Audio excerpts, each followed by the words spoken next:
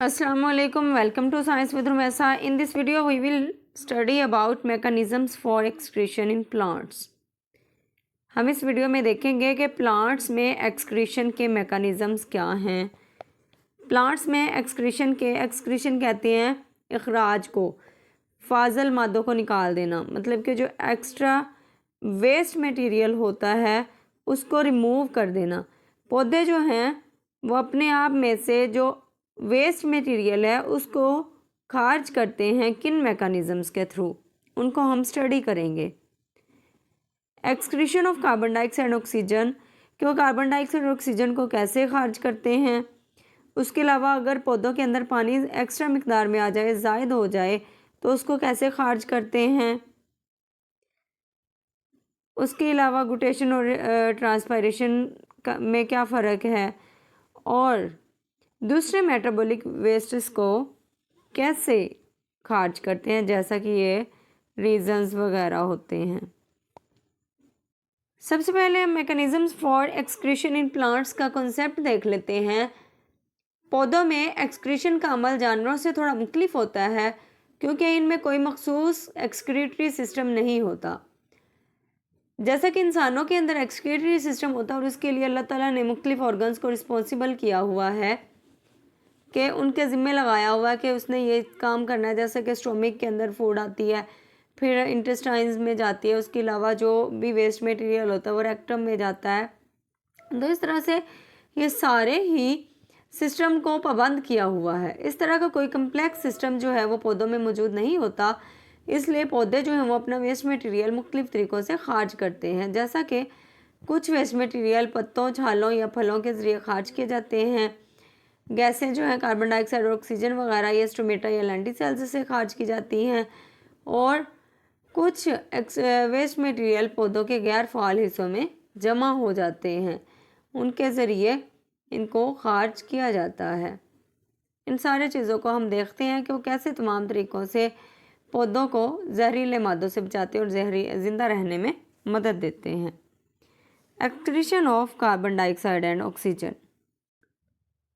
Carbon dioxide और oxygen का अखराज। Plants excrete gases as waste products.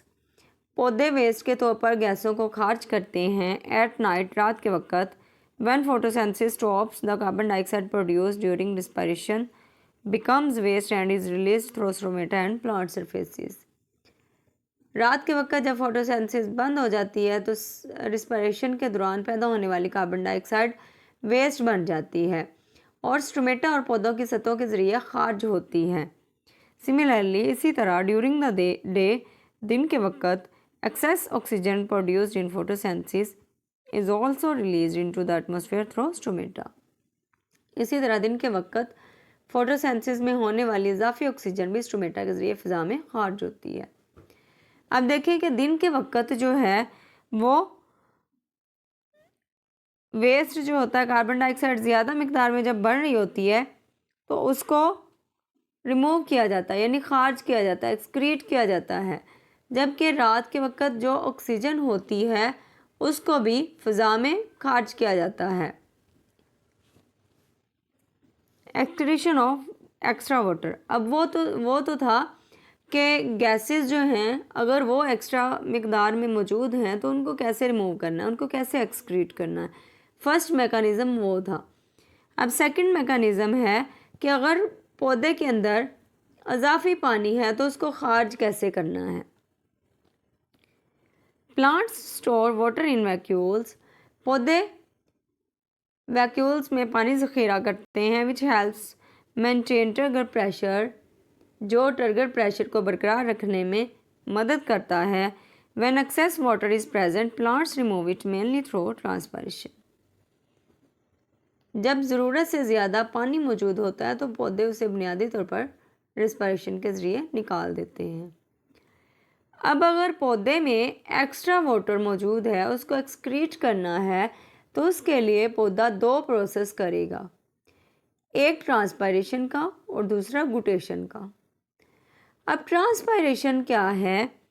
Transpiration भी हमने पिछली वीडियो में पढ़ा कि प्लांट सरफेस से पानी का लॉस होना, उसको हम ट्रांसपायरेशन कहते हैं। अब ट्रांसपायरेशन की भी 3 टाइप्स हैं, stomatal transpiration, cuticular transpiration, lenticular transpiration. जो स्टोमेटल ट्रांसपायरेशन है वो स्टोमेटा के ज़रिए होती है। क्यूटिकुलर ट्रांसपायरेशन जो है वो क्यूटिकल के थ्रू होती है, और लेंटिकुलर ट्रांसपायरेशन जो है वो लेंटिसेल्स के थ्रू होती है। लेंटिसेल्स का भी मैंने पिछली वीडियो में आपको कॉन्सेप्ट दिया कि ये जो छाल होती है, बाक होती है, जो वुडी प्लांट्स होते हैं, थोड़े मेच्योर प्लांट्स होते हैं, जो ज़्यादा उम्र के प्लांट्स होते हैं, उनमें स्टोमेटा के ज़रिए गैसियस एक्सचेंज होना मुश्किल होता है। उनकी जो बाक पे लेंटिसेल्स छोटे छोटे पोर्स मौजूद होते हैं, सुराख से मौजूद होते हैं, उनके ज़रिए गैसियस एक्सचेंज होता है। तो लेंटिसेल्स के ज़रिए जो ट्रांसपायरेशन होगी उसको लेंटिकुलर ट्रांसपायरेशन कहेंगे। एट नाइट, रात के वक्त, व्हेन स्टोमेटा आर क्लोज्ड, जब स्टोमेटा बंद हो जाते हैं, many plants store excess water in their xylem tissue, तो बहुत से पौधे ज़्यादा मिकदार में जो पानी होता है अपने जाइलम टिश्यूज़ में उसको स्टोर कर लेते हैं, ज़ख़ीरा कर लेते हैं। अब रात के वक्त स्टोमेटा क्यों क्लोज होते हैं? क्योंकि दिन के वक्त फोटोसिंथेसिस का अमल होता है, तो पानी भी उनके अंदर होता है, प्रेशर लग रहा होता है, पोटेशियम आयंस वगैरह होते हैं, तो इसलिए जो गार्ड सेल्स होते हैं वो हेल्प करते हैं और स्टोमेटा ओपन हो जाते हैं। उन पर टर्जिडिटी आ जाती है ना, टर्जिडिटी की वजह से स्टोमेटा ओपन होते हैं। लेकिन जब रात का वक्त होता है, फोटोसिंथेसिस नहीं होती, पोटेशियम आयंस भी अंदर नहीं आते, बल्कि वो बाहर को निकल रहे होते हैं, पानी भी जो एक्स्ट्रा होता है वो भी बाहर निकल रहा होता है सेल से, तो टर्जिडिटी भी कम हो जाती है। तो उस सूरत में गॉड सेल्स उसकी हेल्प नहीं कर पा रहे होते, तो स्टोमेटा क्लोज हो जाते हैं। This extra water is removed during the night through a process called guttation. ये अज़ाफ़ी मिकदार में जो पानी मौजूद होता है उसका निकालने वाला प्रोसेस गुटेशन कहलाता है। अब ट्रांसपायरेशन और गुटेशन में फ़र्क ये है, ट्रांसपायरेशन आप इमेज से देख सकते हैं कि पत्ते की सरफेस से पानी का बुखारात बन के उठ जाना, पानी का लॉस हो जाना, उसको हम ट्रांसपायरेशन कहते हैं। गुटेशन क्या होता है कि ओस की तरह पड़ना, ड्रॉप्स बन के ऊपर आ जाना, पत्तों के ऊपर आ जाना। In this process, water droplets are released through small pores located at the tips or edges of leaves. इस अमल में पत्तों के सिरों या किनारों पर वाक़ छोटे सुराखों के ज़रिए पानी की बूंदें खारिज होती हैं। This mechanism helps plants regulate their water content. यह तरीक़ाकार पौधों को अपने पानी के मवाद को मुनज़्ज़म करने में मदद करता है। It is important to note, ये नोट करना ज़रूरी है, guttation is different from dew. Guttation जो है वो ड्यू से मुख्तलिफ है।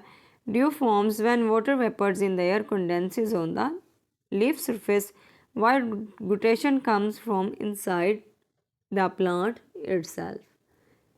वो कहते हैं कि यहाँ पे ड्यू कहते हैं शबनम को और गुटेशन है, ये दोनों ही मुख्तलिफ प्रोसेस हैं। अब जो ड्यू है वो हवा में नमी की वजह से बन रही होती है। मतलब कि अब आप देख लें कि गर्मियों में जब हवा भी चाहे चल रही हो तो हवा में नमी नहीं होती और ना ही ओस पड़ती है, ना शबनम के कतरे पत्तों पे नज़र आते हैं गर्मियों में।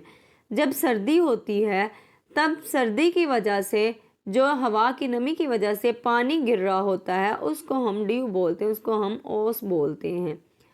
लेकिन गुटेशन हम उसको बोलेंगे कि जो पौधे के अंदर एक्स्ट्रा मिकदार में पानी मौजूद है उसको पत्तों के ऊपर निकाल देना, गुटेशन हम उसको कहेंगे। एग्जाम्पल्स ऑफ गुटेशन, गुटेशन की मिसालें, grasses and many other plants show guttation clearly. घास और बहुत से दूसरे पौधे गुटेशन को साफ ज़ाहिर करते हैं। The water droplets can be observed at the margins और tips of leaves early in the morning. पानी की बूंदों को सुबह सवेरे पत्तों के हाशिए या सिरों पर देखा जा सकता है। हाशिया कहते हैं मार्जिन्स, उनके साइडें, किनारे। These droplets are not dew but the result of the plant's own water removal system. ये बूंदें ओस नहीं है बल्कि पौधे के अपने ही पानी को हटाने के निज़ाम का नतीजा है। Excretion of other metabolic wastes, दूसरे मेटाबॉलिक या दीगर मेटाबॉलिक वेस्ट्स का इखराज।